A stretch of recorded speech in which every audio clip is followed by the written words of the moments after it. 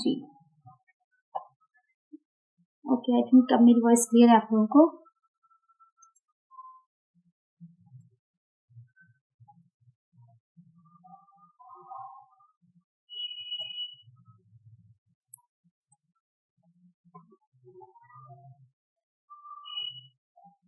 आप लोगों को स्क्रीन क्लियर है, वॉइस क्लियर है, तो क्लास शुरू करते हैं।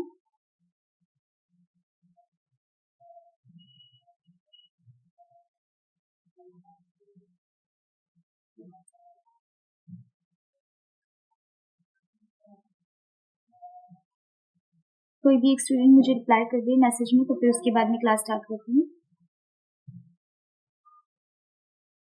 ओके, दोबारा से शुरू करते हैं, ठीक है। तो जो आज का हमारा टॉपिक है वो डेटा टेबल है। जैसे कि मैं आपको बता रही थी कुछ टाइम पे मेरा आई थिंक माइक जो है कनेक्ट नहीं था, मैं शायद ध्यान नहीं दिया। तो डेटा टेबल क्या करता है कि अगर आपको सेम टाइम पर मल्टीपल रिजल्ट्स चाहिए किसी एक फंक्शंस के थ्रू, तो वो काम आप डेटा टेबल से कर सकते हैं। जैसे कि जब हम डेटा टेबल पर जाते हैं, व्हाट एनालिसिस के अंदर यहाँ 3 टॉपिक्स आपको दिख जाएंगे इस तरीके के, सिनेरियो मैनेजर, गोल सीट, डेटा टेबल। कहीं ना कहीं आपस में एक दूसरे से थोड़े से सिमिलर तो नहीं कह सकते, लेकिन इनका वर्क कुछ इस तरीके का ही होता है कि आपके काम को इजी कर देते हैं। अगर डेटा टेबल पर आप जाएंगे तो यहाँ पर आपको दिखता है इस तरीके से, आप देखिए, see the results of multiple inputs at the same time. यहाँ पर एक डिस्क्रिप्शन दिया होता है हर चीज का, कुछ भी आप किसी भी इवेंट पे किसी भी टैब पे क्लिक करेंगे तो वहाँ पर उसके बारे में लिखा हुआ होता है। ऐसे डेटा टेबल के बारे में भी लिखा हुआ है, see the results of multiple inputs at the same time. जैसे कि मैंने आपको बताया, यहाँ पर ये मल्टीपल इनपुट्स का एक टाइम पर क्या सेम टाइम पर आपको रिजल्ट्स निकाल कर दे देता है। अगर यहाँ पर मैंने किसी प्रोडक्ट के प्राइस दिए हुए हैं, सपोज कर लीजिए मैंने यहाँ पर कोई प्रोडक्ट का नाम नहीं लिया है, ये मैंने आपको समझाने के लिए बनाया हुआ है डेटा इस तरीके से। जिस प्रोडक्ट की प्राइस यहाँ पर 350 है और 1200 पीसेस की उसकी सेल हुई है, यहाँ पर पीसेस भी सेल के लिख देते हैं। 1200 जो है उसके पीसेस यहाँ पर सेल हुई है। तो अगर कि उस प्रोडक्ट के प्राइस में कोई इंक्रीमेंट होता है, मान लीजिए फ्यूचर में मुझे इस तरीके से देखना है कि 350 की जगह उसकी प्राइस 450 हुए, फिर 500 हुए, यानी प्राइस उसके बढ़े, तो उसकी टोटल अमाउंट में क्या इंक्रीमेंट होगा। यानी टोटल अमाउंट मैंने कैसे निकाला है वो भी मैं बता देती हूँ। टोटल अमाउंट इजी है, आप निकाल सकते हैं। क्या करेंगे, is equal to price multiply by जो आपकी सेल्स है उसको। तो यहाँ पर 1200 पीसेस के साथ 350 पर पीस, तो यहाँ पर क्या है, ये जो है 4,20,000 यहाँ पर टोटल अमाउंट निकल कर आ गया है। अगर अब मुझे देखना है कि प्राइस इंक्रीज होते हैं, 350 की जगह 400 होते हैं, 450 होते हैं, 475, कुछ भी आप प्राइस दे सकते हैं, तो यहाँ पर सेल जो टोटल अमाउंट है वो क्या होगा, डिफरेंट डिफरेंट। तो उसके लिए क्या करना पड़ता है, आपको वापस छोटा सा ही फॉर्मूला मान लीजिए, लेकिन फॉर्मूला तो आपको बार बार अप्लाई करना पड़ेगा ना उस सिचुएशन में। तो उसके लिए क्या करेंगे, तो डेटा टेबल का यूज यहाँ पर मैं एक क्राइटेरिया में अभी आपको समझा रही हूँ, इसका बड़ा यूज कैसे करते हैं वो भी मैं आपको दूसरे क्राइटेरिया में समझाऊंगी। पहले ये समझ लीजिए एग्जाम्पल के तौर पर। यहाँ पर मैं कुछ प्राइजेस लिख रही हूँ, मान लीजिए मैंने यहाँ पर लिखा 300, 400, इस तरीके से मैंने कुछ प्राइजेस यहाँ पर ले लिए हैं। जरूरी नहीं है आप उससे 100 की रेंज में ही लिए, कुछ भी प्राइस आप ले सकते हैं। मैंने 1500 तक, ये जो मेरा प्रोडक्ट है उसकी प्राइस 300 तक जा सकती है, तो यहाँ पर मैंने 1500 तक इस तरीके से प्राइसेस जो है वो ले लिए हैं। अब यहाँ पर हम क्या करेंगे, अब यहाँ पर डेटा टेबल का यूज करेंगे। डेटा टेबल का यूज करने से पहले आप क्या करेंगे, आप इस तरीके से अपने डेटा को सिलेक्ट करेंगे। इस तरीके से क्यों, क्योंकि जब भी हम डेटा टेबल का यूज करते हैं, आपने जो भी फॉर्मूला अप्लाई किया है, जिस फॉर्मूले को आप मल्टीपल रिजल्ट्स में यानी मल्टीपल क्राइटेरिया के एज ए रिजल्ट में देखना चाहते हैं, आपको उसको उसमें सिलेक्ट करना ही होगा, वरना वो आंसर नहीं देगा। तो यहाँ पर मैंने फॉर्मूला अप्लाई किया था, चाहे छोटा ही फॉर्मूला है कोई बड़ा फॉर्मूला हो, आपको इस तरीके से अप्लाई करना ही होगा, तभी वो रिजल्ट देगा। तो डेटा टेबल में दोनों चीज मैंने इस तरीके से सिलेक्ट कर ली है। इस पूरी डेटा में मुझे इसको फिल करना है कि अगर 300 होता है तो क्या वैल्यू होगी, 400 होता है तो क्या वैल्यू होगी। ओके, अब आप कहेंगे कि इसको तो हम ड्रैग करके भी कर सकते हैं इस तरीके से, लेकिन ड्रैग करने पर वो अगर रोज में भी मुझे अमाउंट दी होती है तो किस तरीके से आंसर आता है वो मैं दूसरे पिक्चर आपको समझाऊंगी कि ये कैसे वर्क करता है। तो सबसे पहले ये देख लेते हैं हम इजी वाला थोड़ा सा। व्हाट एनालिसिस पर जाएंगे, डेटा टेबल पर जाएंगे। डेटा टेबल पे जाने के बाद दो चीज आपको दिखेंगी यहाँ पर, रो इनपुट सेल और कॉलम इनपुट सेल, इस तरीके से। अब यहाँ पर रो इनपुट सेल और कॉलम इनपुट सेल क्या होता है, आप देख सकते हैं ये जो डेटा है वो किस में है, वो कॉलम्स में है। यानी मैं प्राइसेस जो ले रही हूँ वो कॉलम्स में है, अगर रोज में होते तो यहाँ से मैं इसको सिलेक्ट करती हूँ, लेकिन अभी कॉलम्स में है तो मैंने इसको सिलेक्ट किया है। अब कॉलम इनपुट सेल में है तो यहाँ से आप चूज करेंगे प्राइस को, क्योंकि आप प्राइस के अकॉर्डिंग निकाल रहे हैं, प्राइस आपके कॉलम्स के अंदर है और फॉर्मूले के अंदर हमने इस प्राइस को इंक्लूड किया है, तो इसलिए यहाँ से मैंने प्राइस को सिलेक्ट कर लिया है और ओके प्रेस कर दिया। तो आप देख सकते हैं यहाँ पर क्या हुआ, सभी का अगर प्राइस 300 होते हैं तो ये अमाउंट होगा, प्राइस 400 होते हैं तो ये अमाउंट होगा, प्राइस अगर 500 है तो ये अमाउंट होगा, 600 है तो ये अमाउंट होगा। इस तरीके से यहाँ पर ये निकलकर सारा आपका डेटा टेबल के थ्रू निकलकर आ गया है। अगर मैं यहाँ चेंज करती हूँ, मैं 350 कर देती हूँ यहाँ पर, एंटर। 350 करने पर आप देख सकते हैं अमाउंट ये वाला जो हमने पहले निकाला था बिल्कुल सेम है, यानी जरूरी नहीं है आपको यहाँ पर हंड्रेड्स में वैल्यू लेनी है, वैल्यू आप कुछ भी ले सकते हैं, अमाउंट कुछ भी ले सकते हैं। इसमें चेंज करेंगे तो वैल्यूज इन वैल्यूज के अंदर भी चेंज होगा। अब इसको थोड़ा सा बड़े डेटा पर समझ लेते हैं।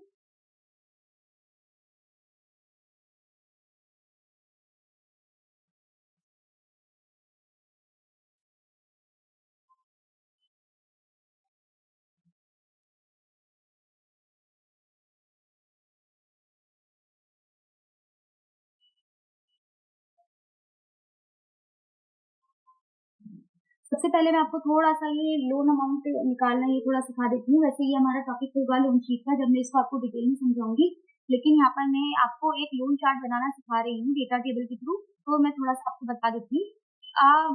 यहाँ पर क्या है, मैंने EMI यानी इंस्टॉलमेंट जो हम बोलते हैं, यहाँ पर मैंने इंस्टॉलमेंट निकाली हुई है कि अगर मेरा लोन अमाउंट 50 कितना 5 लाख होता है 10% रेट पर, टाइम पीरियड दिया हुआ है 5 ईयर, तो जो हमारी पर मंथ की EMI होगी, यानी जो हमारी पर मंथ की इंस्टॉलमेंट जो बनेगी वो कितनी होगी, तो उसके लिए जो हम फंक्शन का यूज करते हैं उसको बोलते हैं PM पेमेंट भी बोल सकते हैं इसको हम, पेमेंट इसको इस तरीके से हम लिखते हैं PMP। अब इंस्टॉलमेंट में सबसे पहले वो पूछता है रेट मैंने ऑलरेडी आपको यहाँ पर दिया हुआ है 10%। अब तो लोन अमाउंट में हम इस तरीके से लोन निकालते हैं, जो रेट होता है उसके अंदर वो हमेशा वो ऑलरेडी क्या है एनुअली हमें दिया होता है, हमें उसे कन्वर्ट करना होता है, अगर मंथली भी कन्वर्ट करना है या वीकली कन्वर्ट करना है, जैसे मर्जी आपको कन्वर्ट करना है उसको कन्वर्ट करना होता है। ये रेट जो है वो एनुअली दिया होता है, तो 10% यहाँ पर रेट है इस पर, जो भी इंटरेस्ट रेट है, ठीक है, इस अमाउंट पर। अब मैं इसको मंथली निकाल रही हूँ, तो मंथली के लिए मैंने इसको डिवाइड कर दिया 12 से डिवाइड करने पर कॉमा। अब दूसरा है यहाँ पर NPER, इस तरीके से आपको दिख जाएगा, थोड़ा सा मैं बड़ा कर देती हूँ जिससे आपको ये इजिली दिख जाए।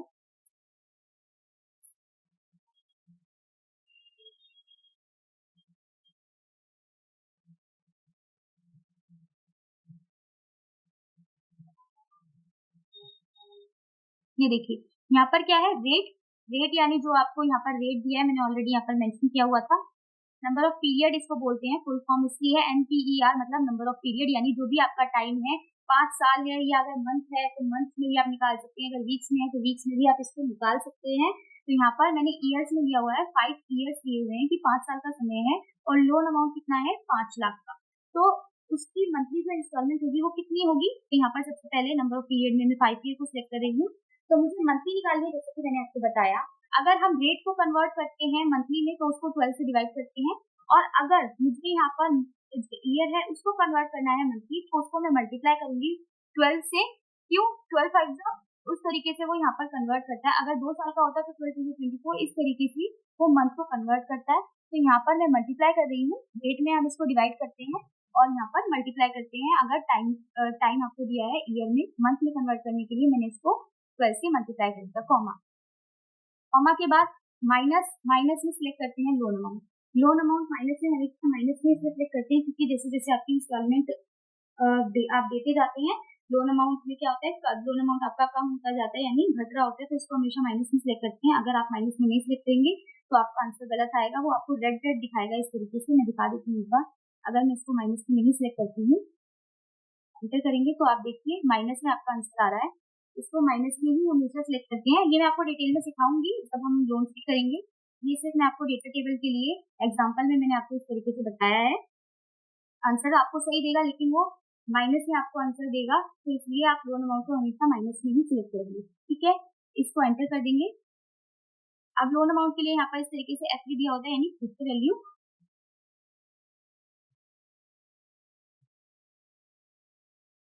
अब मुझे यहाँ पर निकालना क्या है, मुझे ये देखना है कि मान लीजिए मेरे को ऐसा चार्ट क्रिएट करना है, थोड़ा इजी कर देती हूँ मैं आपके लिए, कि आप किसी लोन डिपार्टमेंट में काम करते हैं या फिर आप कुछ ऐसी जगह काम करते हैं जहाँ पर आप ईएमआई पे, इंस्टॉलमेंट पे चीजें इस तरीके से सेल करते हैं, या फिर लोन डिपार्टमेंट में ही वर्क करते हैं। तो आपको अगर ऐसा लोन चार्ट तैयार करना है कि अगर कोई इंसान, कोई भी पीपल, कोई भी पर्सन 1 साल के लिए लोन लेता है, इतने परसेंट रेट पर ही, सेम आपने रेट क्या है डिस्क्राइब किया हुआ है, ठीक है, और आपका लोन अमाउंट सेम है, उतने ही रेट पर आपको 1 ईयर के लिए, 2 ईयर के लिए, 3 ईयर के लिए आपको देखना है बार बार कितनी ईएमआई इंस्टॉलमेंट होगी डिफरेंट ईयर के हिसाब से, डिफरेंट लोन अमाउंट के हिसाब से।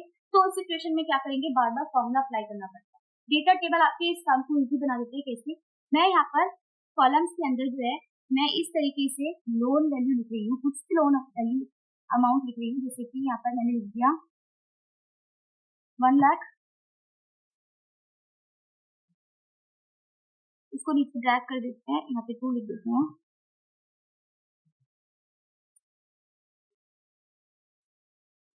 लोन अमाउंट ले लिया मैंने, 10 लाख का क्राइटेरिया है कि मैं सिर्फ 10 लाख तक का लोन जो है वो प्रोवाइड कर सकती हूँ, ठीक है। और यहाँ पर मैं क्या कर रही हूँ, यहाँ पर मैं इस तरीके से इसको थोड़ा ड्रैग कर देती हूँ।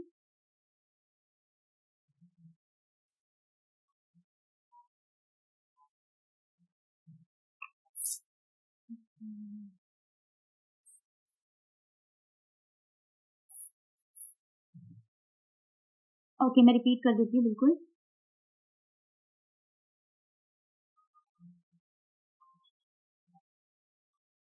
जी, मैं एवरीथिंग, मैं डेटा टेबल ही समझा रही हूँ, तो मैं डेटा टेबल ही वापस से रिपीट कर देती हूँ। ईएमआई हम निकालना सीख रहे थे, मैं दोबारा से आपको एक बार और, तो अगर आवाज नहीं आई है तो मैं उसके लिए एक बार मैं क्या कहते हैं दोबारा से रिपीट कर देती हूँ। तो देखिए, यहाँ पर मैंने इंस्टॉलमेंट निकाली है, मंथली इंस्टॉलमेंट निकाली है। आप इस तरीके से इंस्टॉलमेंट्स वीकली भी निकाल सकते हैं, क्वार्टरली भी निकाल सकते हैं, हाफ ईयरली भी निकाल सकते हैं।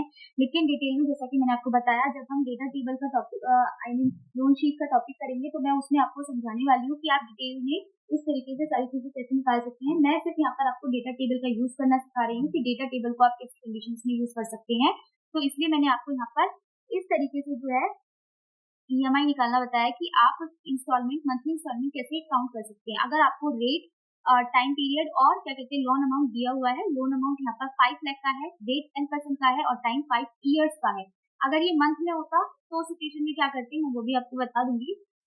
मैं यहाँ पर अप्लाई कर रही हूँ इक्वल्स टू टीएमटी। टीएमटी ये इंस्टॉलमेंट काउंट करने के लिए जो फंक्शन होता है, इसको हम इसके लिए यूज करते हैं, पेमेंट भी बोल सकते हैं इसको आप लोग, पेमेंट, टीएमटी। उसके बाद रेट, रेट में सिलेक्ट करेंगे, रेट ऑलरेडी में आप देख सकते हैं मैंने दिया हुआ है 10%। रेट हमेशा जो है वो एनुअली दिया होता है, तो इसको डिवाइड करेंगे 12 से।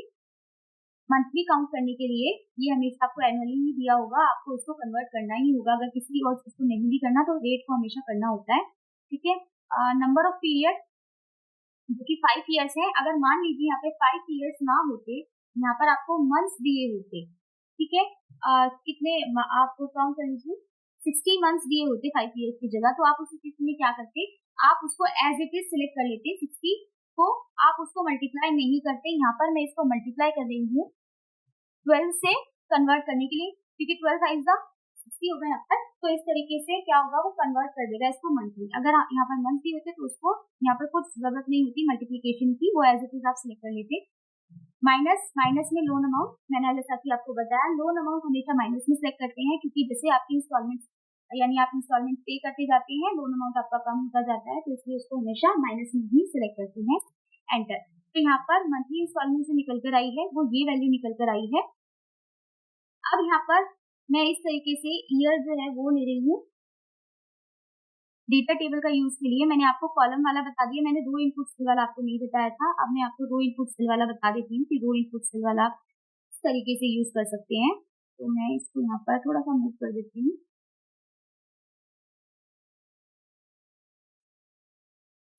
यहाँ पर हम ले लेते हैं, मैं ईयर्स ले रही हूँ, यहाँ पर 10 साल तक ले रही हूँ मैं, 10 ईयर्स तक। इस तरीके से मैंने 10 ईयर्स यहाँ पर ड्रैग कर दिए हैं।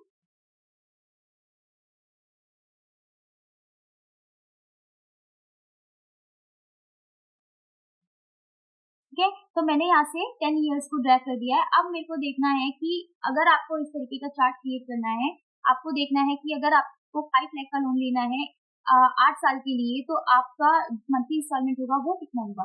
तो डेटा टेबल से ये काम आपको फॉर्मूला बार बार रिपीट करने की जरूरत नहीं है, डेटा टेबल से बहुत इजीली कर सकते हैं। पूरे एरिया को इस तरीके से सिलेक्ट करेंगे। सिलेक्ट करने के बाद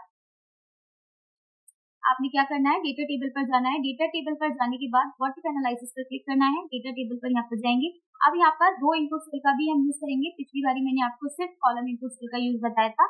अब आप देख सकते हैं रो में क्या है, रो में आपकी ईयर्स दिए हुए हैं।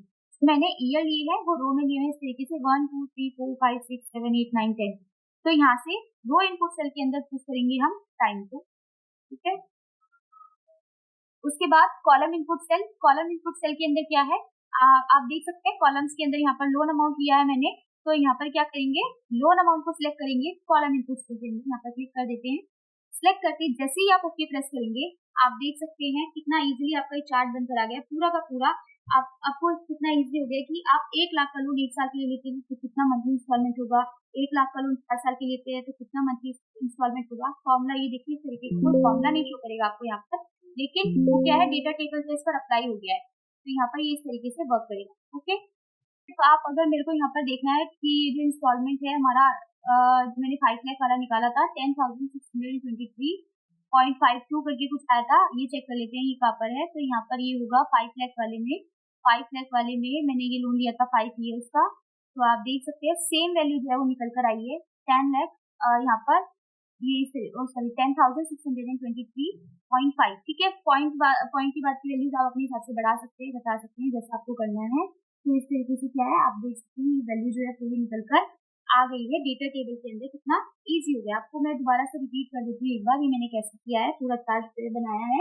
आप इसका यूज ऐसी सिचुएशंस में कर सकते हैं जैसे मैंने आपको फर्स्ट शीट पे भी दिखाया। अगर आपको किसी प्रोडक्ट के प्राइस और सेल्स दोनों को काउंट करना है तो एक कॉलम में आप प्राइस लिखेंगे और रो के अंदर आप सेल्स डाल देंगे। तो आप उसके प्राइस और सेल्स के अकॉर्डिंग पूरा आप मंथली वो क्रिएट कर सकते हैं कि अगर इसकी प्राइस इतना है और इसकी सेल्स इतनी होती है तो कितना टोटल अमाउंट होगा। तो इसको बड़े फंक्शन पे भी यूज कर सकते हैं और छोटे छोटे फॉर्मुलाज पर भी यूज कर सकते हैं।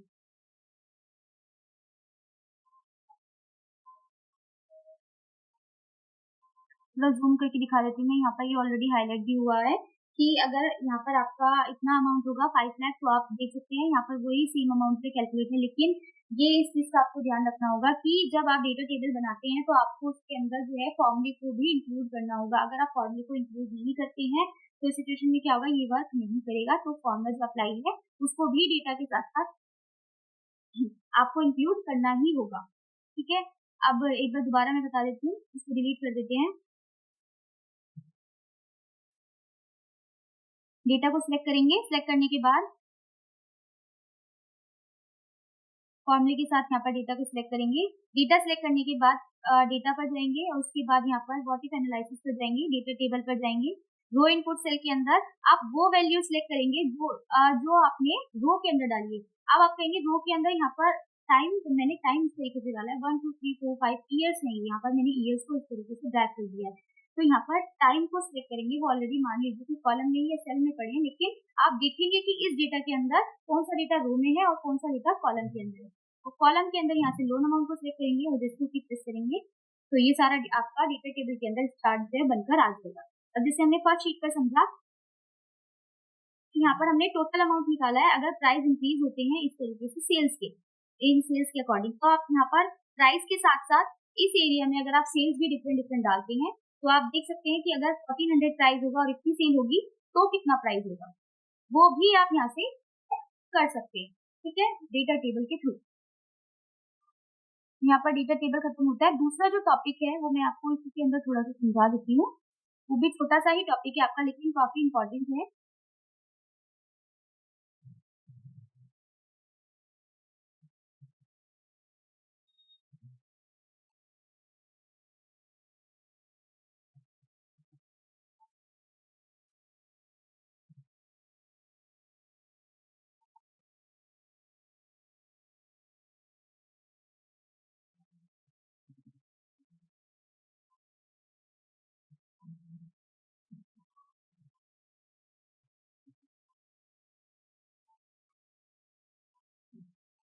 अब यहाँ पर मैं क्या काउंट कर रही हूँ, इसको ध्यान से समझिएगा कि गोल सीक जो है वो कैसे वर्क करता है।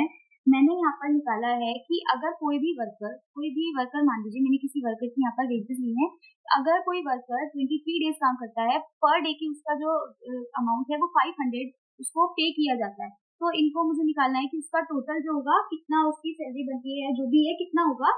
तो यहाँ पर 23 को मल्टीप्लाई कर देंगे हम, इसको यहाँ पर वेजेस पर डे के एंटर करेंगे, तो यहाँ पर ये उसका टोटल जो है 23 डेज के अकॉर्डिंग इसका 11,500 रुपए जो है उसके 11,500 रुपीज जो है यहाँ पर उसको पे किए जाएंगे। अगर मान लीजिए आपके पास कंडीशन ऐसी है, अब यहाँ पर आप इसमें भी चेंज कर सकते हैं कि वो 23 डेज में 24 डेज काम करता है, तो करेंगे तो यहाँ पर 12,000 हो गया। आपको वेजेस के यहाँ पर अमाउंट चेंज करना है, 500 नहीं आप उसको 400 दे सकते हैं, तो करेंगे तब भी टोटल अमाउंट में चेंज हो गया। लेकिन मान लीजिए अगर आपको टोटल अमाउंट में चेंज करना है, तो क्या इन दोनों चीजों में चेंज हो सकता है? नहीं। लेकिन अगर उसको हम गोल सीक की हेल्प से करेंगे तो हम कर सकते हैं कि अगर आपके पास ऐसी सिचुएशन है कि आप यहाँ पर किसी को सैलरी दे रहे हैं या कुछ भी छोटा मोटा काम करवा रहे हैं, आप कह रहे हैं कि आपके पास 15,000 है या 20,000 में देने के लिए, तो आपको काउंट करना है कि वो कितने दिन काम करेगा इतने पैसों में, यानी 15,000 रुपए में कितने दिन वो वर्कर है काम करेगा। वेजेस हम सेम ही रखेंगे, हम ये देखना चाहते हैं कि 15,000 में उसको दे सकता हूँ, अब वो कितने दिन काम करेगा, तो आप इससे कोई उल्टा फॉर्मूला इस तरीके से अप्लाई तो नहीं कर सकते। तो उस सिचुएशन में क्या करेंगे, उस सिचुएशन में हम गोल सीक का यूज करेंगे। ठीक है, तो गोल सीक बीटा पर जाएंगे, व्हाट इफ एनालिसिस के अंदर ही यहाँ पर गोल सीक आपको दिख जाएगा, क्लिक करेंगे। यहाँ पर तीन चीजें इस तरीके से दिखेंगी। पहली सेट सेल, सेट सेल में वो सेल आपको सिलेक्ट करना है जहाँ पर आपने फॉर्मूला अप्लाई किया है, जो रिजल्ट आप निकाल रहे हैं वो सेल आपको सिलेक्ट करना है। तो यहाँ पर ऑलरेडी वो सेल सिलेक्ट है, अगर आपका कर्सर कहीं और उठता है तो आप इसको सिलेक्ट कर लीजिएगा। दूसरा टू वैल्यू, अब यहाँ पर आप वो वैल्यू डालेंगे जो वैल्यू आप दे सकते हैं, कि अगर मैं कहती हूँ मैं इसको दे सकती हूँ 3,000, ओके, बाय चेंजिंग सेल। अब यहाँ पर बाय चेंजिंग सेल्स में कौन सा सेल आप सिलेक्ट करेंगे, मुझे यहाँ पर देखना है कि वो कितने दिन काम कर सकता है 15,000 रुपए में, 15,000 रुपीज के अंदर कितने दिन वो वर्कर जो है वर्क करेगा। यहाँ पर सेट सेल में मैंने सिलेक्ट किया कि टोटल वाला सेल, क्योंकि यहाँ पर जो फॉर्मूला मैंने लगाया है वो यहाँ पे लगाया है। अब वैल्यू कितनी मैं उसको दे सकती हूँ, प्रोवाइड कर सकती हूँ 15,000। मुझे चेंज क्या करना है, चेंज करना है डे, कि मेरे को देखना है कि 15,000 में वो कितने दिन काम करेगा, उसको कर देते हैं। आप देख सकते हैं तो यहाँ पर कुछ इस तरीके से आया। यहाँ पे वेजेस के हिसाब से मेरा काउंट ही गलत था, तो उसे 37.5 कुछ आंसर निकाल कर दिया है। वो देगा आपको अपने हिसाब से आंसर, कि यहाँ पर 37.5 आंसर निकल कर आया 15,000 के हिसाब से 400। तो इतने दिन आप उसको काम करना होगा अगर आप उसको इतनी टोटल अमाउंट देते हैं, और पर डे का जो है उसका 400 है। अगर मुझे वेजेस में चेंज करना हो तो भी आप कर सकते हैं। आप अपना कर्सर कहीं भी रखिए, व्हाट इफ एनालिसिस पर जाना है, गोल सीक पर जाना है, और यहाँ पर सेट सेल के अंदर सेलेक्ट करेंगे वो सेल जिसके अंदर आपने फंक्शन अप्लाई किया है, फॉर्मूला अप्लाई किया है। टू वैल्यू के अंदर वो वैल्यू जो आप प्रोवाइड कर सकते हैं, अब मैं यहाँ से ले रही हूँ 10,000। बाय चेंजिंग सेल के अंदर अब मैं यहाँ पर वेजेस जो है वो काउंट कर रही हूँ, डे मैंने सेम ही रहने दी है। ठीक है, वेजेस में क्या चेंज आपको देखते हैं, 10,000 के हिसाब से जो पर डे का अमाउंट बनेगा वो कितना बनेगा, कर देते हैं, वो बनेगा कुछ इस हिसाब से 266.67। ठीक है, आप क्या है कि टारगेट वैल्यू के हिसाब से रिजल्ट वैल्यू में चेंज कर सकते हैं, लेकिन रिजल्ट वैल्यू के हिसाब से टारगेट वैल्यू में अगर हमें चेंज करना है तो उस सिचुएशन में हम गोल सीक का यूज करते हैं। तो आई थिंक आपको समझ में आया होगा गोल सीक का यूज हमने किस लिए किया है।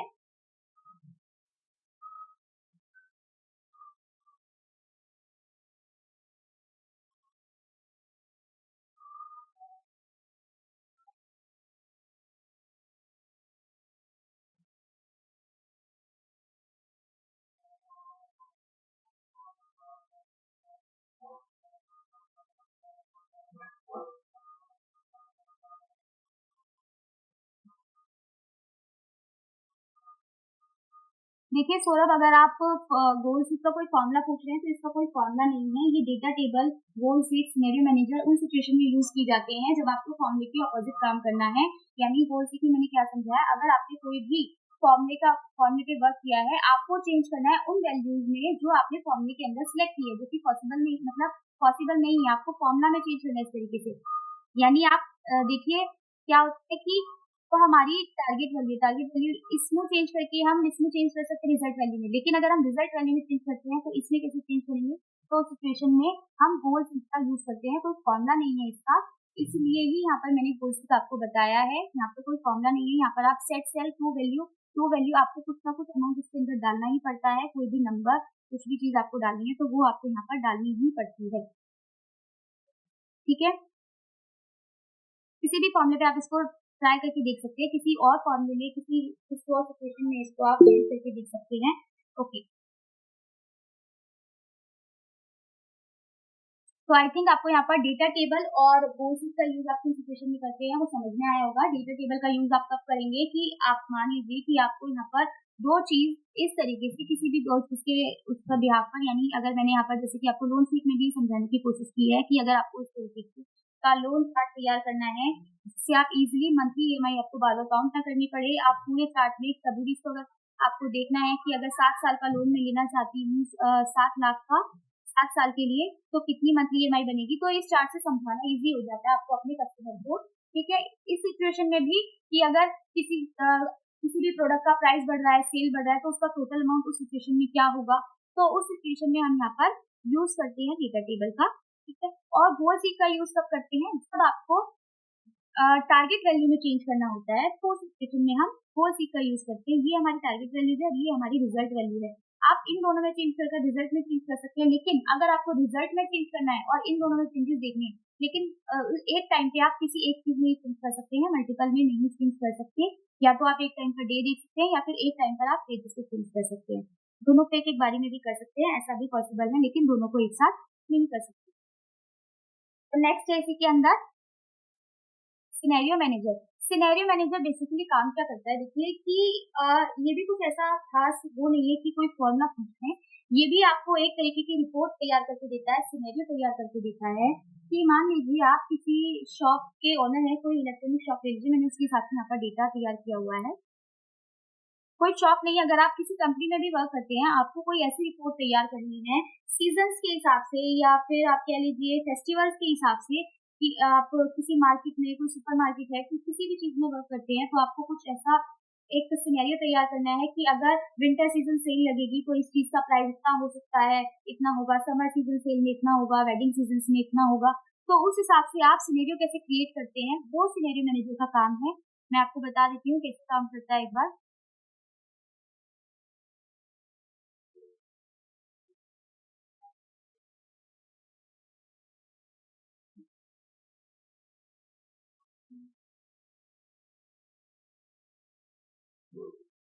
नई शीट पर ही मैं आपको डेटा क्रिएट करके बता देती हूँ।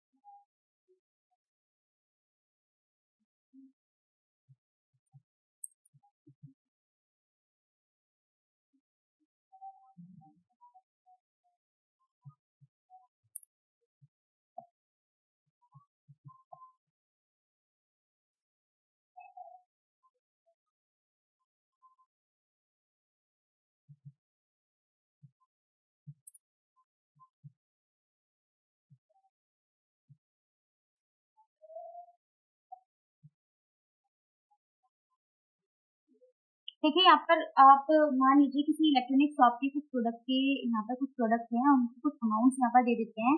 जैसे मैं आपको कुछ अमाउंट दे रही हूँ इन प्रोडक्ट्स को।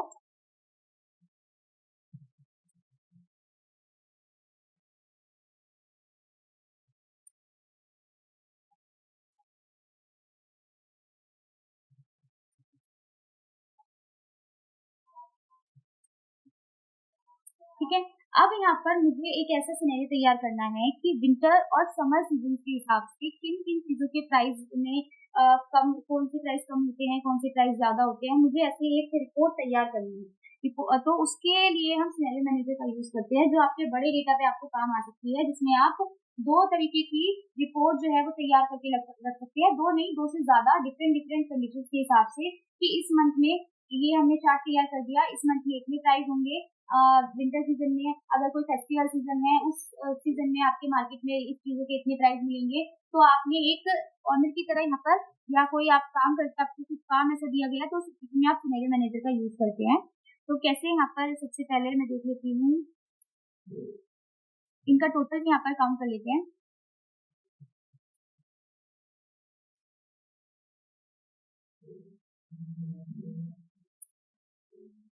ठीक है, तो यहाँ पर टोटल भी वो बताएगा कि अगर यहाँ पर सीजन के हिसाब से आपको ये भी अंदाजा लग जाएगा कि आने वाले सर्दी के सीजन में, गर्मियों के सीजन में कितनी सेल्स होगी और कितना अमाउंट रहने वाला है, तो वो भी यहाँ पर आपको ये बता देगा। तो जिन अमाउंट पे चेंज दिखाना है, यानी हर सीजन के हिसाब से जिन भी अमाउंट पे आपको चेंज दिखाना है, उन अमाउंट को पहले आपको सिलेक्ट करना होगा।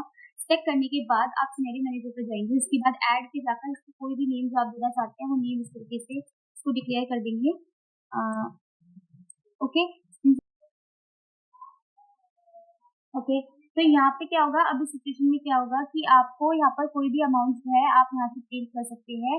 जैसे यहाँ पे 45,000 है, 43,000 है, 20,000 है, 52,000 है, 2,500 है। आप यहाँ पर समर सीजन की एक रिपोर्ट तैयार कर रहे हैं, इसमें अमाउंट यहाँ पर सेम रहेगा, लेकिन मैं चेंज कर रही हूँ वो उस लिस्ट में जाकर ऐड हो जाएगा। जैसे मैं यहाँ पर टेलीविजन की प्राइस को सेम रहने दे रही हूँ, तो रेफ्रिजरेटर है उसकी प्राइस बढ़ जाएंगे समर सीजन में, वो 43,000 का है, यहाँ पर आप देख सकते हैं, उसको मैं कर रही हूँ 47,000 का। ओके, वाटर कूलर के प्राइस भी यहाँ पर हम इंक्रीज कर देते हैं, जो 30,000 का है ऑलरेडी, उसके प्राइस बढ़ जाएंगे समझ में, तो वो 25,000 का हो जाएगा। दूसरा जिससे कि यहाँ पे प्राइस अगला है एयर कंडीशन, तो इसकी भी प्राइस बढ़ा देते हैं, इसको 52 से 55,000 कर देते हैं। इसको भी सेम रहने दे, जरूरी नहीं आपको सभी में चेंज करना है, मैंने यहाँ पे दो चीजें सेम रहने दी है, कुछ के प्राइस में चेंज किया है, जैसे कि रेफ्रिजरेटर, वाटर कूलर और एयर कंडीशनर, और ओके कर दिया है। ओके करने के बाद अब यहाँ पर क्या है कि आप देख सकते हैं एक रिपोर्ट जो है यहाँ पर ऐड हो गई है इस तरीके की समर सीजन की। ठीक है, अब यहाँ पर मैं एक और ऐड कर रही हूँ, जो कि होगी हमारी विंटर की।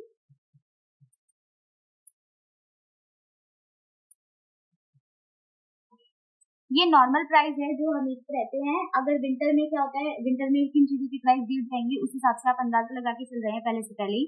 तो यहाँ पर मैं एक विंटर सीजन की भी रिपोर्ट तैयार कर रही हूँ कि विंटर में हम डिस्काउंट देने वाले हैं। तो यहाँ पर 45 जो प्राइस थी उसको मैं रख रही हूँ 41,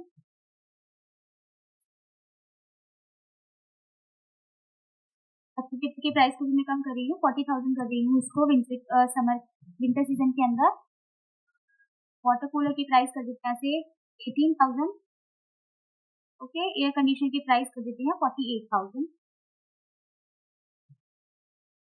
इसको सिमिलर ही रहने देते हैं, ओके कर देंगे। तो दो रिपोर्ट यहाँ पर तैयार होकर आ गई है। अब आपको क्या करना है, आप यहाँ पर समरी पर जाएंगे, समरी पर जाने के बाद आप यहाँ पर रिजल्ट सेल के अंदर चूज करेंगे, ये वाला सेल ऑलरेडी सिलेक्ट हो गया है, आप देख सकते हैं। रिजल्ट सेल के अंदर इसको मैंने सिलेक्ट किया है टोटल को, क्योंकि क्या होगा कि साथ साथ इनमें भी चेंज होगा, टोटल में भी चेंज करके दिखाएगा कि अगर इतने आपकी प्राइस जो प्राइस है हर प्रोडक्ट के चेंज होते हैं सीजन के हिसाब से, तो उसके टोटल में क्या चेंज होगा।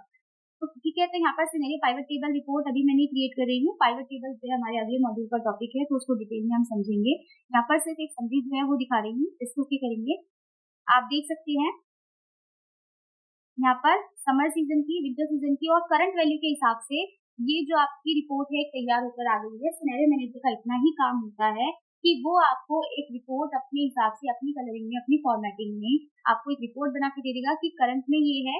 आपने अगर फ्यूचर में प्राइस बढ़ाने, तो आप यहाँ से अंदाजा लगा सकते हैं, देख सकते हैं कि क्या प्राइस में हम रख सकते हैं, क्या टोटल अमाउंट आएगा। यहाँ पर विंटर में कितना प्राइस गिर गया है, समर में कितना प्राइस बढ़ गया है, अगर हम डिस्काउंट देते हैं। तो ये इस तरीके की रिपोर्ट तैयार करने का काम सिनेरियो मैनेजर का होता है, जैसे कि आप नाम से जान सकते हैं कि वो एक आपको सिनेरियो जो है वो क्रिएट करके दे देगा, सिनेरियो मैनेजर। ओके, तो यहाँ पर इसका इतना सही काम है। वैसे बहुत छोटे छोटे 3 टॉपिक्स थे ये हमारे आज की जो क्लास में थे। ये एक शीट जो है अपने आप ऐड कर देता है सिनेरियो समरी नाम से। अब इसकी पाइवट टेबल भी क्रिएट हो जाती है, लेकिन पाइवट टेबल मैं भी आपको इसलिए नहीं बता रही, काफी डिटेल्ड टॉपिक है जो अगले मॉड्यूल में हम पढ़ने वाले हैं, पाइवट टेबल काफी अच्छे से, तो वो हम किसी बड़ी डेटा पर ही समझेंगे। तो यहाँ से हमारा जो मॉड्यूल 3 था वो खत्म होता है, उसके तीनों टॉपिक जो है वो खत्म होते हैं। यहाँ पर जो डेटा के जो लास्ट टॉपिक थे लॉजिक एनालिसिस के, सिनेरियो मैनेजर, गोल सीक और डेटा टेबल, ये लास्ट टॉपिक थे। इसके बाद हमारा जो अगला है वो शुरू होगा। आज की क्लास में मैं इसको शुरू करूंगी, वो होगा होम टैब पार्ट 1। जैसे कि आपने देखा होगा अपने सिलेबस कि अब हम ये जो होम टैब है उसके अंदर जितनी भी चीजें हैं वो सारी चीजें समझने वाले हैं। एक एक चीज को मैं एक्सप्लेन करूंगी कि क्या चीज कैसे वर्क करती है। तो यहाँ पर होम टैब को हम समझेंगे, उससे पहले हम थोड़ा सा ब्रेक ले लेते हैं। आप लास्ट 3 जो फाइल है उनकी क्या कहते हैं, लास्ट 3 क्लासेस की फाइल मांग रही है। लास्ट तीनों क्लासेस की तीनों फाइल जो है वो शेयर कर दी गई है, फर्स्ट सेकंड थर्ड मॉड्यूल की। आप चेक कीजिए, ग्रुप में ऑलरेडी मैंने भेजी हुई है। ठीक है, अब ये जो आपको मैंने समझाया है यार, डेटा टेबल, गोल सीक और सिनेरियो मैनेजर, ये भी मैं आपको सेंड कर दूंगी अगर आप कहोगे तो, लेकिन इसमें कोई ऐसा फॉर्मूला नहीं है। फिर भी मैं आपको ये वाली फाइल भी सेंड कर दूंगी। मैंने आपको फोर्थ मॉड्यूल की फाइल जो है वो सेंड नहीं की है, क्योंकि उसमें कुछ ऐसी सेंड करने वाली फाइल नहीं है। जिन जिन टॉपिक पर फाइल्स है मैं आपको वो टाइम टू टाइम सेंड करती रहूंगी, सो डोंट वरी। आप चेक कीजिए, निपुण, मैंने ऑलरेडी सेंड की हुई है। आई थिंक आपको कोई मिसअंडरस्टैंडिंग हुई है। टेक्स्ट टू कॉलम वाली भी फाइल है वो भी ऑलरेडी शेयर की गई है ग्रुप में। अगर आपके पास नहीं आई है तो कोई इशू नहीं है, मैं दोबारा सेंड कर दूंगी। आई थिंक सभी स्टूडेंट को मिल गई है। तो ये फाइल थी मॉड्यूल 3 की, जिसमें टेक्स्ट टू कॉलम टॉपिक मैंने आपको बताया था। एक बार प्लीज आप लोग मुझे रिप्लाई कर दीजिए तो कंफर्म हो जाएगा कि मैंने आपको सेंड की है कि नहीं। मॉड्यूल 3 की शीट, जिसमें मैंने आपको flash fill, consolidate, text to column और कई सारे टॉपिक, जिसमें एडवांस फिल्टर था और जो शॉर्ट फिल्टर था, ये सब समझाए थे। आपको याद है, आप लोगों ने में से किसी ने अगर वो शीट खोल के देखी है तो मैंने आप सभी को वो शीट जो थी सेंड की हुई है ऑलरेडी।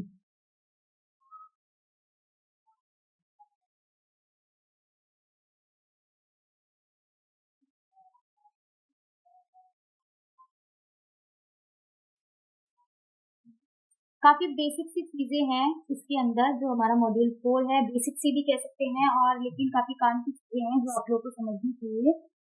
जैसे कि ये सारी चीजें इसमें से क्या क्या टॉपिक हम कर चुके हैं। इसमें से कंडीशन फॉर्मेटिंग मैंने आपको क्लियर कर दिया है, जो बड़ा टॉपिक है। उसके बाद मैंने आपको शॉर्ट वगैरह भी इसके अंदर क्लियर कर दिया है, शॉर्ट एंड फिल्टर भी हमारा क्लियर हो चुका है। तो इसके बड़े टॉपिक है, और इसके अंदर जो बड़े टॉपिक्स हैं वो है फ्रेज स्पेशल और फाइंड एंड सिलेक्ट, यानी find replace, go to special. ये काफी बड़े टॉपिक्स हैं, काफी डिटेल में आपको आनी चाहिए टॉपिक्स। तो ये पूरे होम टैब जब तक हम पढ़ेंगे, ये सारी चीजें मैं कोशिश करूंगी आपको क्लियर कर दूं। ठीक है, तो शुरू करते हैं, यहीं से शुरू करेंगे हम नॉर्मल। सबसे पहले आपको ऑप्शन दिख जाते हैं यहाँ पे कट का। इजी है, आपको पता होगा कि अगर आप कोई भी डेटा आप टाइप करते हैं उसको यहाँ पर क्लिक करेंगे, जो कि शॉर्टकट की भी होती है कंट्रोल एक्स। कट करके आप जहाँ चाहें वहाँ पेस्ट कर सकते हैं। ठीक है, जहाँ भी आपको पेस्ट करना है वहाँ पे अपने डेटा को पेस्ट कर सकते हैं। कट करने के बाद, तो ये कट के लिए यहाँ पर है कंट्रोल एक्स की शॉर्टकट भी होती है। दूसरा है कॉपी। अब कॉपी में यहाँ पर दो चीज है, कॉपी और कॉपी एज इमेज, ये दोनों देख लेते हैं। सबसे पहला है कॉपी। अगर मैं किसी डेटा को करती हूँ, मैंने यहाँ से इसको सिलेक्ट किया, यहाँ से मैं यहीं से कॉपी कर रही हूँ, शॉर्टकट की थ्रू नहीं कर रही हूँ। सिलेक्ट करने के बाद मैं इसको यहाँ से कॉपी कर रही हूँ। कॉपी करने के बाद आप जहाँ पर भी क्लिक करके पेस्ट करेंगे, जब तक पेस्ट करेंगे, ये जब तक पेस्ट होता रहेगा। ये देखिए, मैं कंट्रोल V कर रही हूँ और डेटा हमारा पेस्ट हो रहा है, जितनी बार भी आप पेस्ट करेंगे। लेकिन अगर कॉपी करने के बाद आप एक बार एंटर प्रेस करके इसको पेस्ट करते हैं, आप एंटर करके भी इसको पेस्ट कर सकते हैं। एंटर किया मैंने यहाँ पर। एंटर करने के बाद क्या होगा, अब ये मल्टीपल टाइम्स वर्क नहीं करेगा। ठीक है, तो इसमें दो चीज होती है कि अगर आप इस डेटा को कॉपी करते हैं, इसके साथ मैंने यहाँ से इसको कॉपी किया, एंटर प्रेस किया, तो वो एक ही बार पेस्ट होगा। लेकिन अगर आप कंट्रोल V की मदद से इसको पेस्ट करना चाहते हो तो वो मल्टीपल टाइम्स जो है पेस्ट होता रहेगा। इसमें दूसरा है कॉपी एज इमेज। तो डेटा कॉपी नहीं था, इसको कॉपी कर लेते हैं।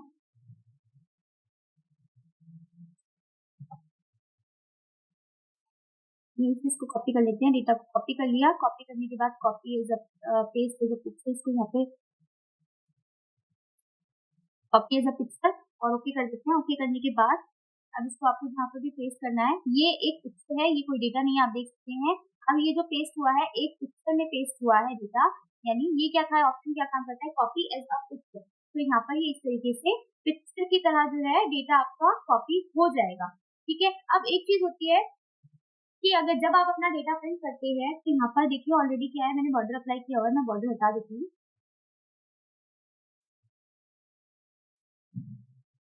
ठीक है, कंट्रोल पी कर रही हूँ यहाँ पर। तो प्रिंटिंग के टाइम पे क्या होता है, प्रिंटिंग के टाइम पे आपका डेटा इस तरीके का दिखता है, यानी जो एक्सेल की सेल्स में डेटा जो कवर है वो नहीं दिखता, आपका डेटा प्रिंट वाले पेज पर इस तरीके से दिखता है। तो यहाँ पर वही आपसे पूछ रहा है कि आपका डेटा आपको ऐसा चाहिए जैसे स्क्रीन पर दिख रहा है पिक्चर में जब आप उसको कॉपी कर रहे हैं, या फिर इस तरीके से चाहिए जैसा कि प्रिंटिंग के टाइम पे दिखता है जब आप उसका प्रिंट निकालते हैं। मैं इस ऑप्शन पे क्लिक कर देती हूँ, कॉपी कर देती हूँ, अब इसको कहीं पर भी पेस्ट करूंगी तो आप देख सकते हैं अब ये डेटा वैसा है जैसा प्रिंटिंग के टाइम पर होता है, इसमें कोई भी लाइन्स वगैरह नहीं है। अगर आप इससे बोल्ड करेंगे, थोड़े से ध्यान से देखेंगे आप इसको, जो लाइन्स एक्सेल की वो नहीं है इसके अंदर, जो हमारी सेल्स और ये रोज जो डिवाइड होती हैं वो इसके अंदर हमें शो नहीं हो रही है। आप देख सकते हैं, तो यहाँ पर ये दो ऑप्शन इस तरीके से काम करते हैं। अगला है फॉर्मेट प्रिंटर। फॉर्मेट प्रिंटर क्या है कि अगर मान लीजिए मैंने यहाँ पर एक एग्जांपल के थ्रू मैं ये नाम ले रही हूँ कि नाम है, किसी का नेम यहाँ पर एम्प्लॉय नेम दिया हुआ है। अब इसको मैं कोई भी कलर कर देती हूँ, कलर करने के साथ साथ मैं इसकी फोन का कलर भी चेंज कर रही हूँ, और साथ साथ मैंने इसको बोल्ड भी कर दिया है, इटैलिक भी कर दिया है। ओके, अब मुझे ये फॉर्मेटिंग कॉपी करनी है, कॉपी पेस्ट करनी है, तो फॉर्मेट प्रिंटर क्या करता है, फॉर्मेट को कॉपी पेस्ट करता है। आप इसको क्लिक करेंगे, कॉपी हो गया, और जिस भी एरिया पे इसको उस तरीके से मूव करेंगे वो सेम फॉर्मेटिंग उस एरिया पर अप्लाई हो जाएगी। तो फॉर्मेट प्रिंटर का काम ये है, वो फॉर्मेट को कॉपी पेस्ट करता है, शीट पर पेस्ट करना है। लेकिन मुझे क्या चाहिए कि इसमें से कुछ भी डेटा ऐसा है जो मुझे कॉपी कर दूसरी शीट पर पेस्ट करना है, अपने काम को आसान करना है। तो यहाँ पर क्या होगा, एक एक करके कॉपी करेंगे, देन दूसरी शीट पर जाएंगे, नई शीट पर जाएंगे और उसको क्या करेंगे, पेस्ट करेंगे, यही करेंगे। लेकिन उसके लिए इजी मैं आपको बता देती हूँ, क्लिपबोर्ड ओपन करेंगे, यहाँ से ये आपको ये साइन दिख जाएगा इस तरीके का, ये एरो वाला, ये हर टैब के अंदर इस तरीके से होम टैब के अंदर यहाँ पर दिख जाएगा क्लिपबोर्ड, देन फॉन्ट का आपको दिखेगा, फिर अलाइनमेंट का दिखेगा, फिर नंबर का दिखेगा, यहाँ पर इस तरीके से आपको ये दिख जाएगा। तो यहाँ पर क्लिपबोर्ड पे मैंने क्लिक कर दिया है। अब यहाँ पर क्या होगा, मैंने ऑलरेडी कॉपी करके यहाँ पर इसको रख दिया है हरीश यादव को। दूसरा कॉपी कर रही हूँ मैं सुमन सिंह, अगला मैंने ये कॉपी कर लिया है, ठीक है। कुछ की मैं सेल्फी भी कॉपी कर रही हूँ, तो ये कॉपी होके क्या हो रहा है, कॉपी होके सारा डेटा इसके अंदर ऐड हो रहा है। अब आप नई शीट पर जाएंगे, नई शीट पे जाने के बाद आपको जहां पर भी जो डेटा पेस्ट करना है वो डेटा आप इजीली पेस्ट कर सकते हैं, यहाँ पर क्लिक कर, और जितनी बार भी करना है उतनी बार पेस्ट कर सकते हैं क्लिपबोर्ड की मदद से, ठीक है। अगर आपको चाहिए कि एक बार में यहाँ पर पेस्ट हो जाए, पेस्ट ऑल पर क्लिक कीजिए तो एक बार में सारा डेटा पेस्ट हो जाएगा। क्लियर ऑल करना है तो क्लियर हो जाएगा। तो ये सिंपल था, यहाँ पर ये सिंपल से ऑप्शन यहाँ पर होते हैं, मैंने आपको बता दिए हैं कैसे वर्क करते हैं। अब इसमें जो पेज स्पेशल है वो पूरा एक टॉपिक है, इसको डिटेल में समझेंगे, लेकिन पहले इजी वाली चीजें समझ लेते हैं थोड़ी सी।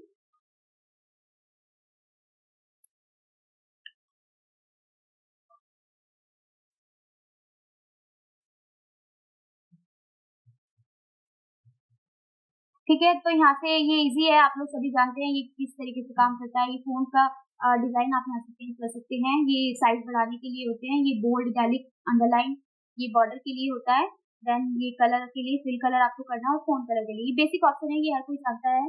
अगर आपको वर्ड वगैरह का यूज करते हैं, एक्सेल का यूज करते हैं, तो ये इजी है, ये सभी को ही पता है।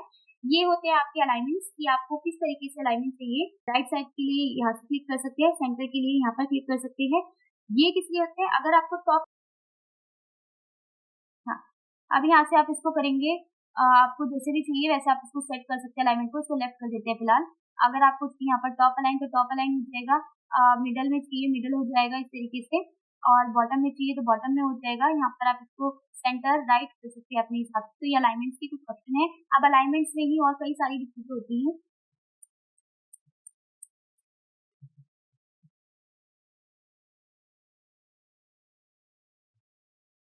मैं यहाँ से इस वाले ऑप्शन पे क्लिक कर रही हूँ, ओरिएंटेशन पे, इस पे क्लिक करेंगे तो यहाँ पर काफी सारी चीजें होती हैं। एंगल काउंटर क्लॉकवाइज, आपको जिस तरीके का एंगल सेट करना है अपने टेक्स्ट का, उस तरीके से हेडिंग को या फिर किसी भी चीज को आपको एंगल देना है तो आप इस तरीके से एंगल में इसको सेट कर सकते हैं। वर्टिकल टेक्स्ट करना है वर्टिकल कर सकते हैं, जो कि नॉर्मली वर्टिकल ही होता है। रोटेट टेक्स्ट आप तो इस तरीके से आप कर सकते हैं, तो थोड़ा सा बड़ा कर देते हैं तो ज्यादा अच्छे से आपको दिखेगा।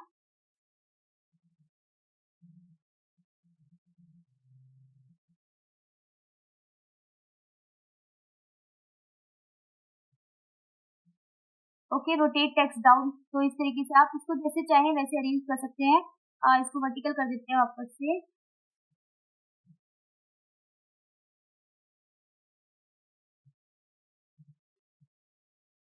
तो ये अलाइनमेंट्स के ऑप्शन है, मैंने अब जैसे बताया आपको, ये होता है हमारे इंडेंट, डिक्रीज इंडेंट और इंक्रीज इंडेंट। इंडेंट क्या होता है, जैसे कि आप देख सकते हैं जो भी आप टाइप करते हो डेटा वो इस तरीके से यहाँ पर कोई भी टेक्स्ट आप टाइप करेंगे तो यहाँ पर ये जिस तरीके से यहाँ पर यहाँ से सेट होकर आता है तो वो इंडेंट बोलते हैं।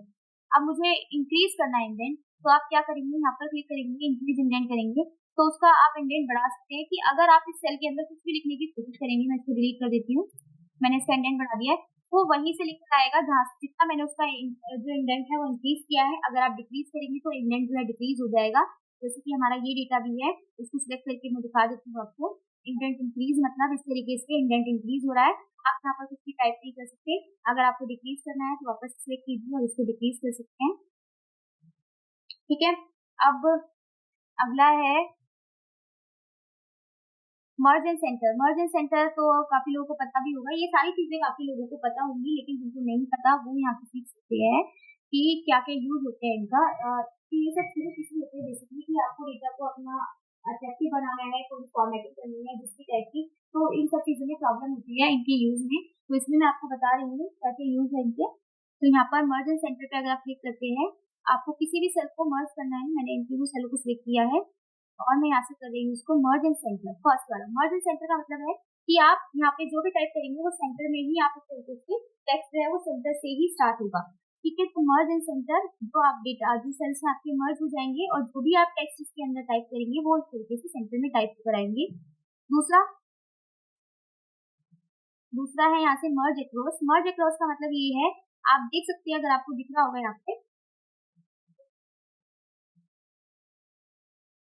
मर्ज अक्रॉस में क्या हुआ कि आपके जो कॉलम है वो मर्ज हो गए, रोज वैसे की वैसी है, रोज की लाइन आपको दिख रही होगी अगर यहाँ पर इस तरीके से रोज आपकी ऐसी की ऐसी है, सिर्फ मर्ज क्या हुआ है, मर्ज आपके कॉलम्स हो गए हैं। तो मर्ज अक्रॉस से कॉलम जो है वो मर्ज हो जाते हैं। अगला इसके अंदर है मर्ज सेल्स।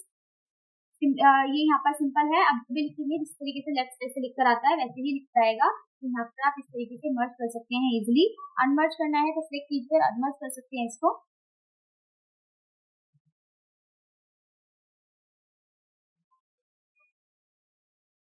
ओके, यहाँ से लास्ट वाला जो ऑप्शन था उससे आप अनमर्ज कर सकते हैं अपने डेटा को। उसके बाद अगला ऑप्शन है कि अगर आप यहाँ पर किसी का भी नाम लिखते हैं, जैसे मैं अभी यहाँ पर लिख रही हूँ राज सिंह वर्मा। ओके, तो आप देख सकते हैं ये क्या हो रहा है कि आपका जो टेक्स्ट है वो बाहर जा रहा है। आपको क्या करना होगा, या तो यहाँ से इसकी विड्थ बढ़ानी होगी या फिर कुछ आपको इस तरीके से सेट करना होगा। तो मेरे को इसकी विड्थ नहीं बढ़ानी है, मुझे उसको उसी कॉलम के अंदर सेट करना है। तो यहाँ पर आप जाएंगे रैप टेक्स्ट पर।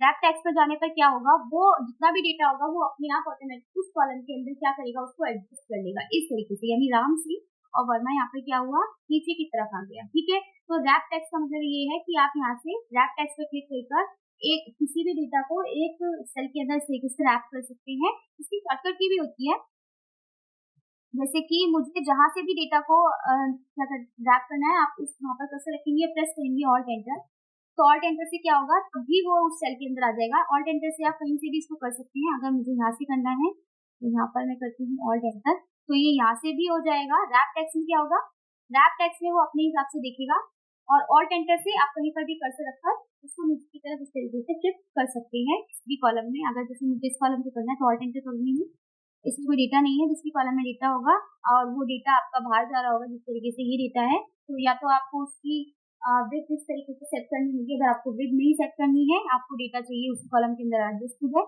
तो हम उस केस में रैप टेक्स्ट का यूज करते हैं। ओके, तो यहाँ पे मैंने आपको रैप टेक्स्ट, मर्ज सेंटर और ये कुछ ऑप्शन समझा दिए हैं। Copy, format, cut, format, printer, ये भी मैंने आपको बता दिया है। कंडीशनल फॉर्मेटिंग हमारा टॉपिक हो चुका है। जनरल वाला, नंबर वाला, ये भी काफी बड़ा है, ये भी मैं आपको ये टॉपिक और पेज स्पेशल ये हम कल की क्लास में सीखेंगे। जो सिंपल है वो मैं कोशिश कर रही हूँ आज की क्लास में आपको बता दूं। जैसे कि ये इंसर्ट वाले मैं आपको बता चुकी हूँ ऑलरेडी। इंसर्ट में क्या है, अगर आपको इंसर्ट सेल इंसर्ट करना है, जिसकी मैंने शॉर्टकट की भी आपको बताई है, कई तरीके होते हैं। तो यहाँ पर लेते हैं थोड़ा सा,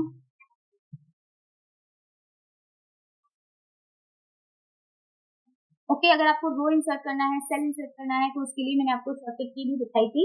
कंट्रोल प्लस से आप कर सकते हैं। तो यहाँ पर इंसर्ट सेल्स का भी ऑप्शन आता है, इस पे आप क्लिक करेंगे, ये यहाँ पे आप पूछेगा shift cells right, shift cells down, entire row और एंटायर कॉलम। तो आपको क्या करना है, अगर आप क्लिक करते हैं शिफ्ट सेल्स राइट पर, तो क्या होगा, राइट साइड ये शिफ्ट हो जाएगा जो सेल है, और उसकी साइड में एक सेल जो है बढ़ जाएगा। ओके, अब यहाँ पर इसको कंट्रोल प्लस से भी कर सकते हैं। वैसे इस तरीके से कंट्रोल प्लस प्रेस करेंगे आप, कंट्रोल प्लस, या अगर आप लैपटॉप यूज करें तो पीसी यूज करें तो कंट्रोल प्लस, और लैपटॉप यूज करें तो कंट्रोल शिफ्ट प्लस। ठीक है, तो यहाँ पे कंट्रोल शिफ्ट प्लस का भी यूज कर सकते हैं इस तरीके से। तो यहाँ पर क्या होगा, यहाँ से शिफ्ट सेल्स डाउन अगर करना है, इस पे क्लिक करेंगे तो वो डाउन साइड शिफ्ट हो जाएगा और एक सेल पर की तरफ जो है यहाँ पर ऐड हो जाएगा। वो काम आप यहाँ से भी कर सकते हैं, शॉर्टकट कीज के थ्रू भी कर सकते हैं। इंसर्ट शीट रोज, ये भी कर सकते हैं। अगर आपको रो इंसर्ट करनी है तो यहाँ पर रो इंसर्ट हो गई, आप देख सकते हैं।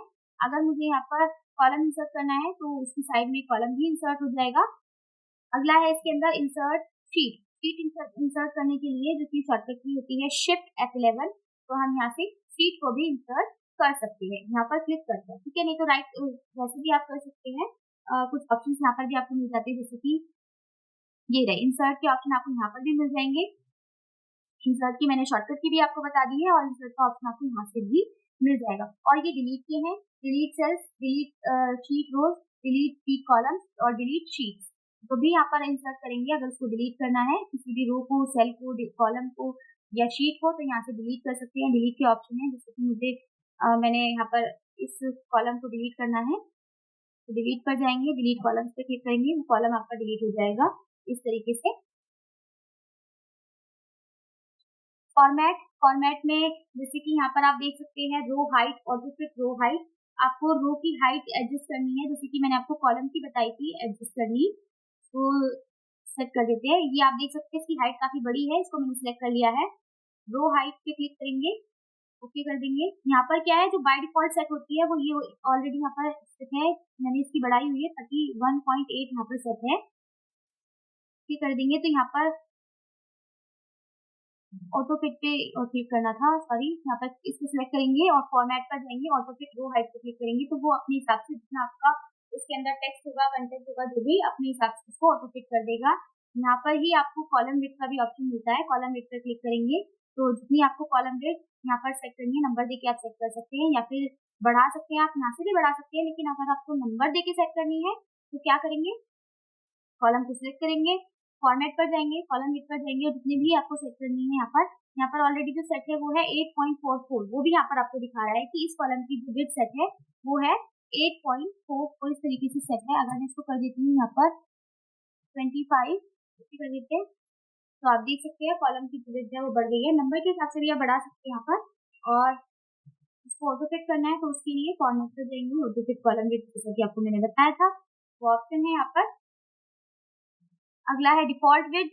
डिफॉल्ट विड्थ जैसे मैंने आपको बताया, स्टैंडर्ड कॉलम विड्थ जो कि बाय डिफॉल्ट सेट होती है 8.11, किसी भी कॉलम की जो विड्थ होती है वो यहाँ पर इस तरीके से दिखा देगा आपको। डिफॉल्ट विड्थ पर जाएंगे आप 8.11 जो बाय डिफॉल्ट सेट है। ठीक है, हाइड एंड अनहाइड, यहाँ से आप किसी भी कॉलम, रो, शीट को हाइड और अनहाइड कर सकते हैं।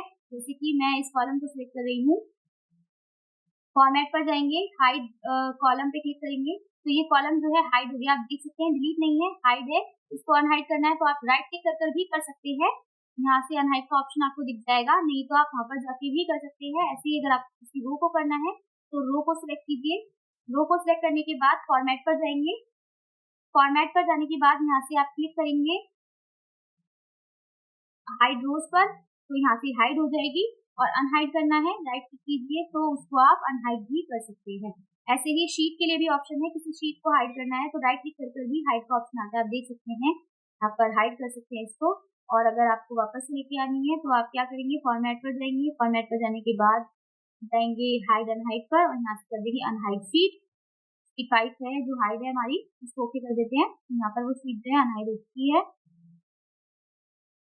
उसके बाद रीनेम शीट, नॉर्मल है, किसी भी शीट को नाम देना है तो यहाँ पर डबल क्लिक भी कर सकते हैं शीट के ऊपर। साथ साथ इसके लिए आपको ऑप्शन भी मिल जाता है यहाँ पर फॉर्मेट के अंदर, जिससे आप किसी भी शीट को रीनेम, यानी उसको कोई भी नाम आपको देना है वो यहाँ पर क्लिक करके कोई भी नाम आप उसको दे सकते हैं। मूव और कॉपी शीट, अगर आपको किसी शीट को कॉपी करना है, मूव करना है, तो यहाँ से आप कर सकते हैं इजीली, यानी शीट 1 को अगर आपको कॉपी करना है शीट 6 में, तो आप इस तरीके से यहाँ पे कर सकते हैं, मूव कर सकते हैं, या फिर ओके कर दिया तो आप देख सकते हैं जो शीट 1 है वो शीट 6 के बाद मैंने यहाँ पर मूव कर दी है, यहाँ पर वो मूव हो गई है। कॉपी करना है, मूव करना है, तो इस तरीके से वो भी आप कर सकते हैं, वो आप माउस की हेल्प से भी कर सकते हैं वैसे, लेकिन यहाँ पर ऑप्शन भी आपको दिए हुए हैं, मैं आपको ऑप्शन डिस्क्राइब कर रही हूँ कि आप किस तरीके से काम करता है। टैब कलर, टैब कलर क्या है, ये जो शीट्स की टैब है इनको कलर कर देगा, जो भी आप यहाँ से कलर चूज करेंगे, ठीक है। शीट्स यहाँ पर शीट्स लिखा होता है, ये इन टैब्स को क्या करेगा, कलर कर देगा, टैब कलर वाला ऑप्शन। लास्ट में है आपका फॉर्मेट सेल्स, फॉर्मेट सेल जो कि आपको यहाँ पर इस तरीके से भी दिख जाएगा, सबसे इम्पोर्टेंट। और इसके साथ जो अगला ऑप्शन है वो है प्रोटेक्ट शीट और लॉक सेल, ये भी मैं आपको बाद में ही बताऊंगी, कुछ बड़े बड़े टॉपिक्स हैं वो कल की क्लास से छोड़ देते हैं, वो एक साथ ही आपको डिस्क्राइब करूंगी कि आप अपनी शीट को प्रोटेक्ट कैसे कर सकते हैं, उस पर लॉक कैसे लगा सकते हैं, वो भी मुझे आपको इसमें बताना है इस ऑप्शन के थ्रू, ठीक है। फिल मैंने आपको बता दिया था, यहाँ पर फिल क्या काम करता है, डाउन राइट अप लेफ्ट, कोई भी फॉर्मूला आपने अप्लाई किया है आपको उसे डाउन साइड है फिल करना है तो डाउन पे क्लिक कर देंगे, राइट साइड यहाँ पर करना है तो राइट इसके राइट पे क्लिक कर देंगे, अप साइड करना है तो फिल अप पे आप यहाँ पर क्लिक कर देंगे। इन दोनों की शॉर्टकट की है लेकिन इनकी नहीं है, तो यहाँ पर आप इसको ऑल्ट वगैरह की मदद से भी बना सकते हैं शॉर्टकट की। आप और लेफ्ट कोई भी फॉर्मूला अप्लाई किया है तो इस में क्या करेंगे, आप यहाँ से वो फॉर्मूला फिल कर सकते हैं down side, right side, up side और लेफ्ट साइड, ठीक है। सीरीज में मैंने आपको बताया था रोज और कॉलम्स में आपको यहाँ पर अगर आप कोई भी सीरियल नंबर डालते हैं तो यहाँ से आप सीरियल नंबर डाल सकते हैं। ग्रोथ, वेट और ऑटोफिल ये क्या काम करते हैं वो भी बता देती हूँ आपको। देखिए ग्रोथ क्या काम करेगा, यहाँ पर जैसे मैंने यहाँ पर मान लीजिए कोई नंबर लिया, मैंने यहाँ पर नंबर लिया 2, ओके 2 लिया, फिल पर गए, फिल पर जाने के बाद सीरीज पर गए और यहाँ से मैंने ग्रोथ पर क्लिक कर दिया, कॉलम्स पर डाल देते हैं इसको, रोज में तो रोज की साइड फिल होगा। स्टेप वैल्यू पर मैं डाल रही हूँ यहाँ पर 2 और स्टॉप वैल्यू के अंदर मैं डाल रही हूँ यहाँ पर 200, ओके 200 में डाल दिया, ओके कर दिया। ओके करने के बाद आप देख सकते हैं यहाँ पर क्या हुआ, यहाँ पर वो एक मल्टीप्लिकेशन में इस तरीके से ग्रोथ करके दिखा देगा, 2 2 4, 4 2 8, 8 2 16, 16 2 32, 32 2 64 और 64 2 128, लेकिन कहाँ तक 200 मैंने स्टॉप वैल्यू डाल दी, 200 से पहले पहले जो भी यहाँ पर उसका मल्टीप्लिकेशन आएगा ये सिर्फ वही तक दिखाएगा। अगर 200 के बाद तो वो उसके ऊपर जा रहा है, इन 128 का मल्टीप्लाई करने के बाद तो वो वैल्यू नहीं दिखाएगा, 200 से पहले पहले वाली ही वैल्यू आपको शो कर देगा। तो इस तरीके से ग्रोथ है वर्क करता है, ठीक है।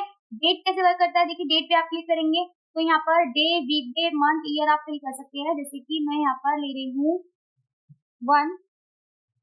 1-1 और यहाँ पर मैंने ले लिया 2025, मुझे उसको फिल करना है। सीरीज पर जाएंगे, सीरीज पर जाने के बाद डेट पर मैंने क्लिक किया है, यहाँ पर 1 ही रहने देंगे और यहाँ पर डे फिल करने हैं मुझको। स्टॉप वैल्यू में जो मैं ले रही हूँ वो ले रही हूँ डेट, मुझे 10 पर फिल करनी है तो आप इसको प्रॉपर फॉर्मेट में लिखेंगे 10-1-2025, ओके कर देंगे। तो मैंने यहाँ पर वो सिलेक्ट नहीं किया, कॉलम्स को सिलेक्ट कर लेते हैं, कॉलम्स आ जाएगी, रोज में वैल्यू आएगी, यहाँ पर कॉलम्स को सिलेक्ट कर लेते हैं, दोबारा से मैं डाल रही हूँ 10 पर मुझे चाहिए तो मैं यहाँ पर 10, ठीक है। ये काम आप ड्रैग करके भी कर सकते हैं लेकिन यहाँ से ये समझा रही हूँ डेट वाला कैसे वर्क करेगा।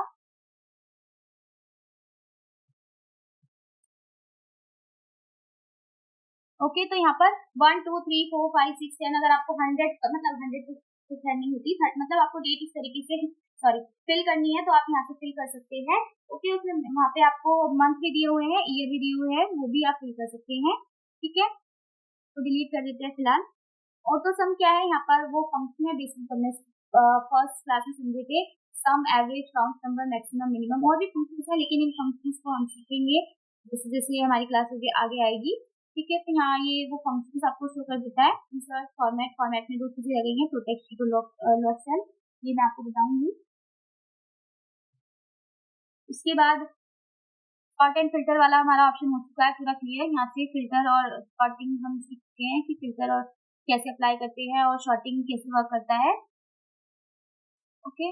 तो मैं थोड़ा सा यहाँ पर आपको जो डिस्क्राइब करना चाहूंगी वो है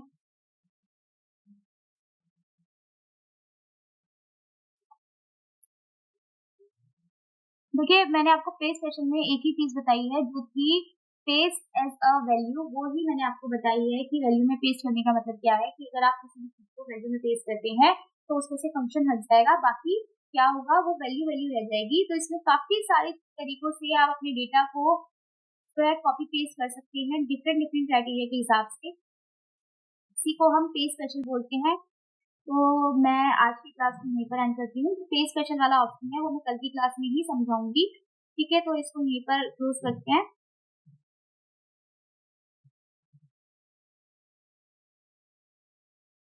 तो आज की क्लास इसी के साथ खत्म होती है हमारी।